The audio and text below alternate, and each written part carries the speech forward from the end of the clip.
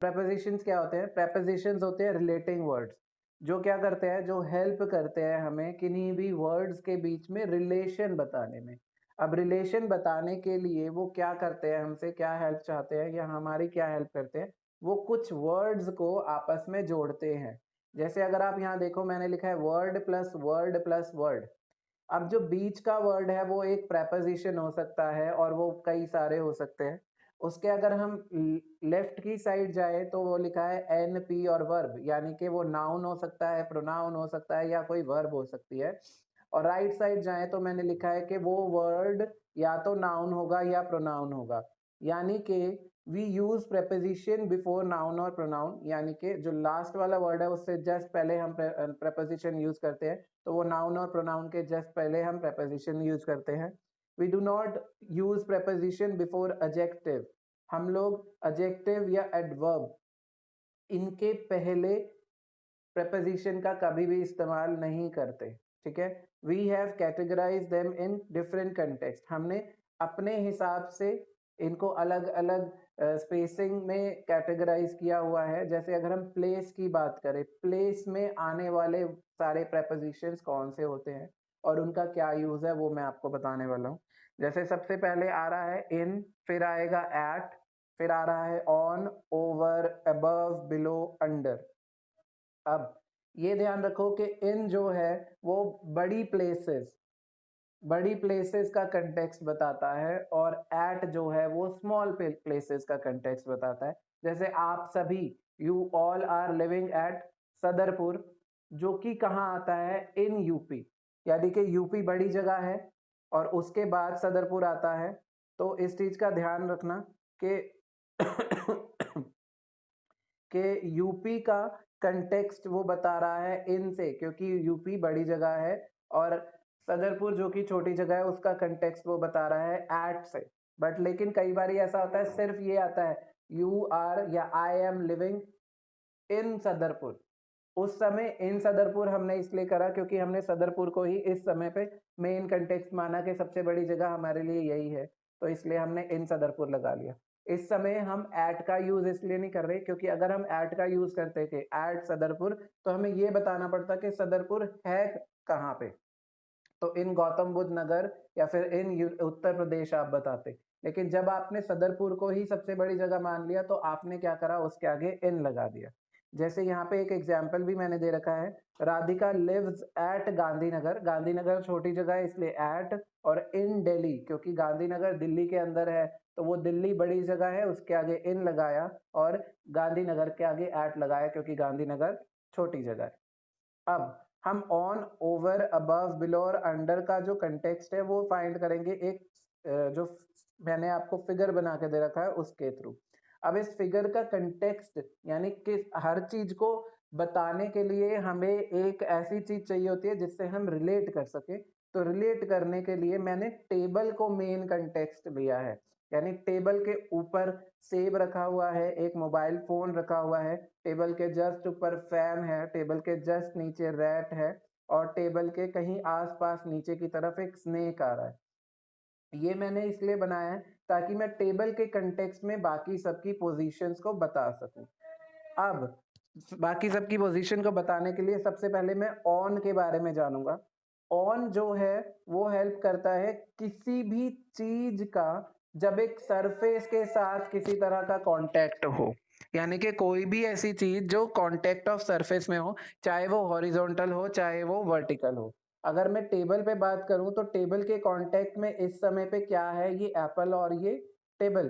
तो Apple is on the table, mobile phone is on the table, इसलिए हमने preposition क्या किया, ऑन का इस्तेमाल किया। उसके बाद आता है ओवर। ओवर के आगे मैंने लिखा है वर्टिकली अबव। वर्टिकली अबव का मतलब मैथ्स में आपने पढ़ा होगा 90 डिग्री। 90 डिग्री अबव, 90 डिग्री का मतलब ये है कि टेबल जो है वो किसी भी चीज के एग्जैक्टली या टेबल के एग्जैक्टली ऊपर कोई एक 90 डिग्री में अगर चीज है, जैसे मैं मान लूं कि टेबल के जस्ट ऊपर फैन है, तो फैन ओवर द टेबल, वो इसलिए क्योंकि वो उसके 90 डिग्री के ऊपर अबव में होगा, वर्टिकली अबव। और ओवर का ही जस्ट ऑपोजिट होता है अंडर। अंडर वर्टिकली अंडर यानी 90 डिग्री के नीचे। और यहाँ पे मैंने रैट अंडर द टेबल लिखा है क्योंकि वो जस्ट 90 डिग्री उसके नीचे होगा। अब अबव आता है, अबव का मतलब है एनीथिंग अबव एनीवेयर, यानी कि कोई भी चीज एक्सक्यूज मी, यानी कि कोई भी चीज कहीं पे भी हो सकती है लेकिन अबव की बात करें तो ऐसा हो सकता है कि ये जो फैन है जरूरी नहीं है ये टेबल के 90 डिग्री के ही अबव हो। जैसे अभी आप लोग फैन के मतलब बेड के ऊपर बैठे हो और आप लोगों के ऊपर फैन है, जरूरी नहीं है कि वो जस्ट 90 डिग्री अबव होगा आपके। ऐसा भी हो सकता है कि आप किसी एक कॉर्नर की साइड में बैठे हो लेकिन फैन तो ऊपर ही है, अबव है, तो above fan is above you. लेकिन अगर आप जस्ट उसके नीचे होते तो फैन इज ओवर यू। वहीं उसका ऑपोजिट आता है बिलो, एनीथिंग बिलो एनीवेयर, नीचे की तरफ कहीं पे भी। जैसे ये जो स्नेक है, स्नेक ऑब्वियसली टेबल के नीचे ही है लेकिन उसकी स्पेसिंग एग्जैक्टली 90 डिग्री नीचे नहीं है, पोजीशन 90 डिग्री नीचे नहीं है, तो इस वजह से वो बिलो द टेबल है, अंडर द टेबल नहीं है। अंडर द टेबल तो रैट है क्योंकि वो उसके जस्ट 90 डिग्री के एंगल में आ रहा है, स्नेक उसके नीचे है कहीं पे, तो बिलो द टेबल। इतना प्लेस के कंटेक्स्ट में in, at, on, over, above, below, under समझ में आया? किसी को अगर नहीं समझ में आया सिर्फ वो अनम्यूट करके बोलेगा, ठीक है। उसके बाद इन वर्सेस ऑन पे आते हैं कि इन का यूज कहाँ करते हैं हम जनरली और ऑन का यूज कहाँ करते हैं। अब एक बात तो इन ऑन में आपको मैंने पहले ही बताई थी कि ऑन जो है हेल्प करता है कांटेक्ट ऑफ सरफेस। जब कोई भी चीज किसी भी चीज के यानी जिससे रिलेटेड पोजीशन हमें मेंशन करनी है उसके टच में होगा, उसके कांटेक्ट में होगा, तो हम ऑन का यूज करेंगे। लेकिन अगर कोई भी चीज उस ही सेम चीज के कंटेक्स्ट की अगर बात करें, अगर उसके अंदर है तो वो इनसाइड हो जाएगा। किसी तरह से उसमें धसा हुआ है या सबमर्ज है तो इनका यूज होगा। और उस वो चीज उस दूसरी चीज के कंटेक्स्ट में सराउंड कर रही है तो भी इनका यूज होगा। अब वो कैसे होगा वो मैं बताता हूँ। जैसे मैन डैश फ्लोर लिखा होगा यहाँ पे और मैंने ऑन भरा है। ऑन भरने का रीजन ये है कि जब भी आप फ्लोर पे बैठते हो तो आपकी बॉडी का एक पार्ट जो है उस फ्लोर के ऊपर कांटेक्ट में आता है, ठीक है, इसलिए ऑन। सेम स्टूल भी काम करता है, जब आप स्टूल के ऊपर बैठते हो तो वो एक टच पे आता है, कांटेक्ट ऑफ सरफेस में होता है, इसलिए ऑन आएगा। अब मैन ऑन चेयर ना लिख के मैंने मैन इन चेयर लिखा है। अब मैन इन चेयर क्यों लिखा है? वो इसलिए क्योंकि आपने देखा होगा अगर हम चेयर की बात करें, अगर यहाँ पे मैंने चेयर बनाई हुई है, सोचो कि अगर इस चेयर की बैक साइड और ये आर्म्स ना होती तो ये स्टूल होता और इस पे ऑन लगता। लेकिन जब इसकी बैक साइड और ये आर्म्स लग गई, इसके बाद ये इन इसलिए हुआ क्योंकि जब आप इसमें बैठोगे ना तो इसकी ये आर्म्स और बैक साइड आपको सराउंड कर लेगी, आप उसके अंदर आ गए, तो इसलिए मैन इन चेयर का इस्तेमाल किया गया है। अब मैन ऑन राफ्ट, राफ्ट होता क्या है? राफ्ट जो है अगर मतलब मैं पीछे के कंटेक्स्ट में बताऊं तो जिस समय हमें बोट्स का इन्वेंशन हमने नहीं किया था, हमें बोट्स के बारे में नहीं पता था, उस समय हमारे जो अर्ली ह्यूमंस थे वो लोग क्या करते थे, लकड़ियों को या लकड़ी के फट्टों को एक साथ जोड़ लेते थे और वो चप्पू की मदद से पानी पे चलते थे। वो राफ्ट होता था। रिवर राफ्टिंग भी आप लोग आजकल करने जाते हो, वो राफ्ट होता था। अब उस राफ्ट का मतलब क्या है? उसकी सरफेस के कांटेक्ट में ही आने वाले हो आप। ऐसा नहीं है कि उसके अंदर सब अंदर धस रहे हो या वो आपको अपने अंदर सराउंड करवा रहा है, नहीं, सिर्फ आप उसके ऊपर बैठ रहे हो, इसलिए वो राफ्ट क्या है, उसके आगे ऑन लगेगा, मैन ऑन राफ्ट।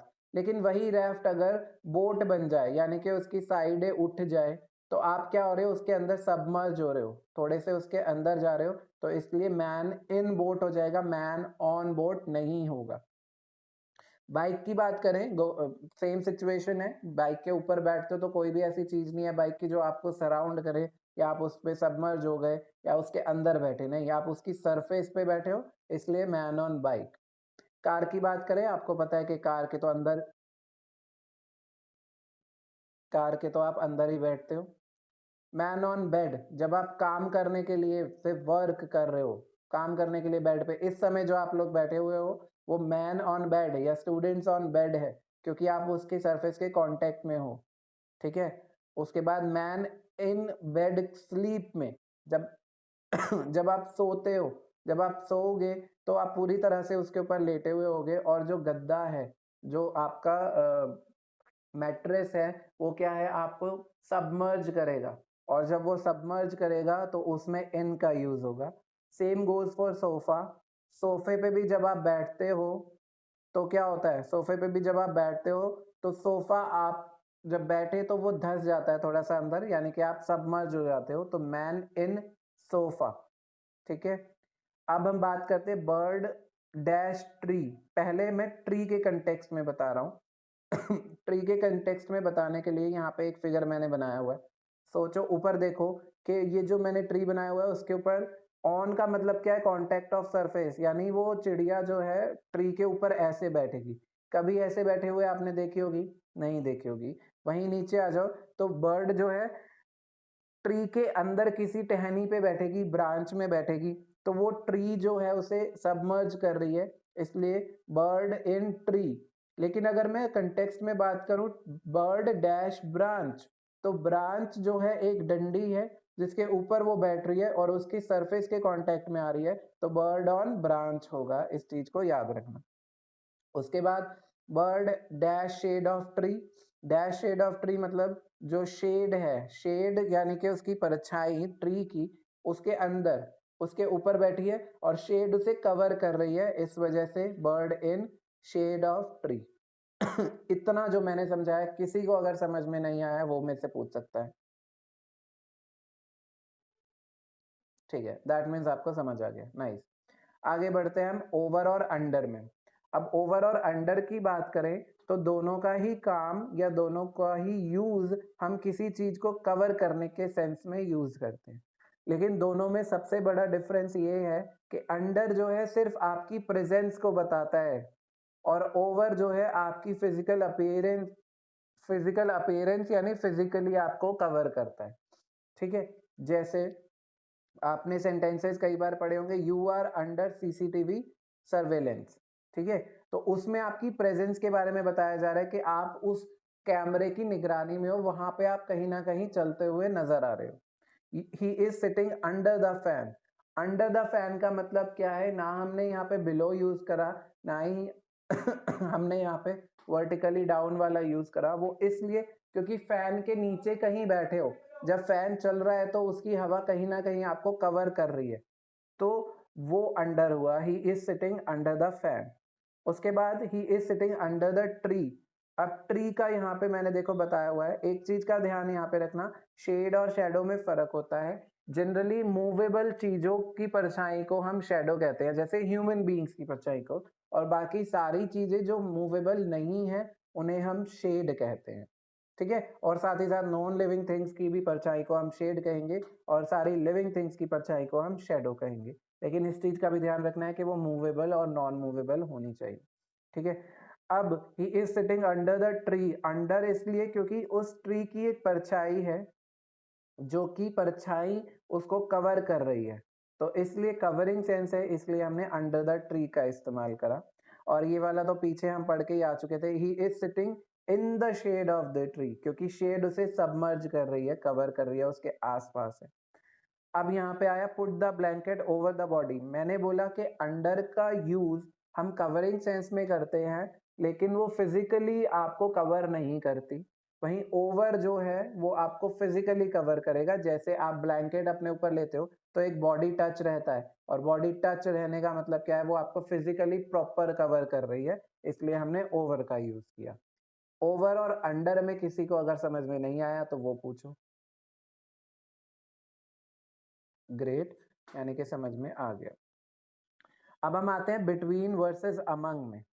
एक चीज का ध्यान रखना कि बिटवीन हमेशा दो लोग जब एक समय पे काम कर रहे हैं, इज यानी कि when two person are involved at a time, किसी भी चीज को लेकर के जब दो लोग, सिर्फ दो लोग इन्वॉल्व हैं, तब हम बिटवीन का यूज करेंगे।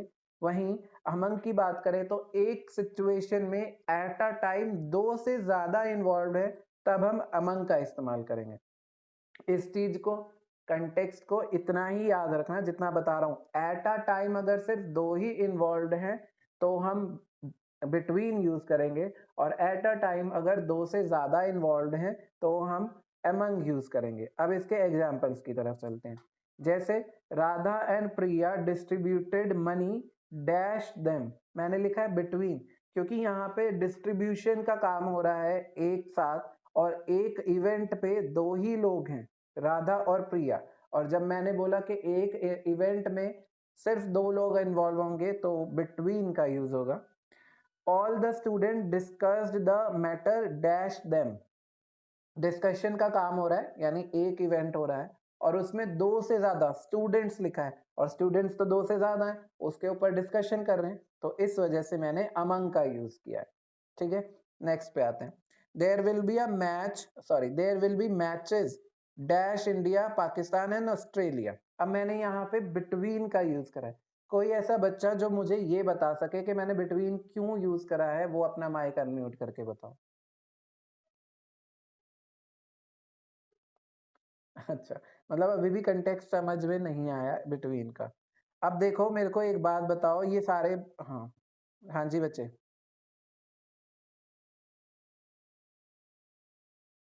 Yes, very nice. Pakistan Australia होगी या इंडिया ऑस्ट्रेलिया होगी। बिल्कुल सही बोला कि जब हम इंडिया और पाकिस्तान मैच देखेंगे, 3 टीम्स के बीच में मैच हो रहा है, लेकिन एक इवेंट में एक बार में सिर्फ 2 ही टीम मैच खेलेंगी, 2 से ज़्यादा तो नहीं खेलने वाली। तो इस वजह से हमने बिटवीन का इस्तेमाल करा। वेरी गुड बेटा। नेक्स्ट पे आते हैं हम, मेंशन द डिफरेंस बिटवीन। अब मैंने इसमें भी बिटवीन लिखा है, जबकि यहाँ पे 3 ही चीजें हैं।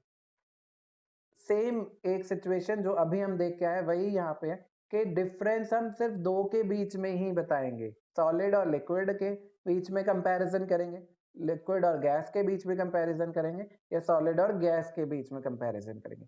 एक साथ तीनों में हम कभी भी डिफरेंसेस नहीं बता सकते, इस चीज का ध्यान रखना। और इसी की वजह से ये जो आपका बिटवीन है ये यूज हुआ है। इस चीज का कंटेक्स्ट सिर्फ इतना सा याद रखना बिटवीन और अमंग का, कि between at a time, at a time, इसको हमेशा दिमाग में बिठाना। एट अ टाइम अगर 2 ही लोग इन्वॉल्व हैं, तो बिटवीन का यूज होगा। और एट अ टाइम, अगर एट अ टाइम 2 से ज्यादा लोग इन्वॉल्व हैं, तो हम अमंग का यूज करेंगे। इस चीज को ध्यान में रखना, भूलने मत। ठीक है, इतना प्रेपोजिशन का। जिसे नहीं समझ आया, इस पूरे में किसी को डाउट है तो वो मेरे से पूछो। नहीं है? अच्छा, सबको आ गया, दैट मीन्स ये समझ है ना। Good, very nice. अब ये बताओ कि ये जो मैंने वर्कशीट जब भेजी थी, तो किसने नहीं करी थी?